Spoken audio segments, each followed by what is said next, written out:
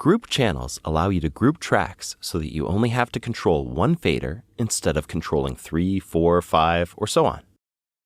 I'm going to create a group channel for these 3 guitar tracks. Right-click on the track column and select Add Group Channel Track. You can make this track mono, stereo, or surround sound. Click stereo and hit OK.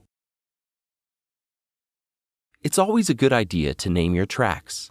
So let's call this track Guitars. Now open your mixer, which is found under the Devices menu, and you'll see your group channel at the end. Make sure that you can see the input routing. If you don't see it, right-click on the mixer and choose Window, and then Show Routing View. Notice that the group channel doesn't have an input bus selector, record enable, or monitor button.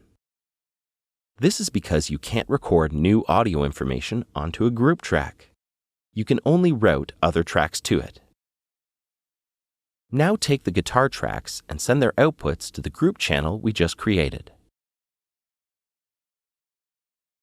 Now we have a volume fader that controls the relative volume of all the guitar tracks.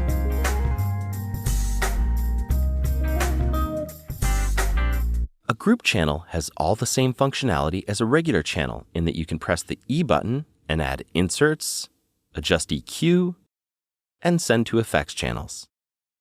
This is great for adding effects to a bunch of tracks at once, such as compressing an entire set of drums. One cool thing about group channels is that when you solo a track that is part of the group track will automatically be soloed as well. When you mute a track that is part of a group, only that channel will be muted, allowing the other channels to still be heard. Right now, when I mute a group channel, only that channel is muted. You can change this behavior in the Preferences menu under VST. When Group Channels, Mute Sources as well is selected and you mute a group channel, the tracks that are routed to the group channel are muted as well. Well, you might be thinking, well, why would I need to do this? The output of these channels is going to the group channel, so if that track is muted, I won't hear these tracks anyway. Well, that is true, but you might be sending some signal to the send effects on one of those channels. And if the track isn't muted, you will still hear the affected signal coming from the effects channel track.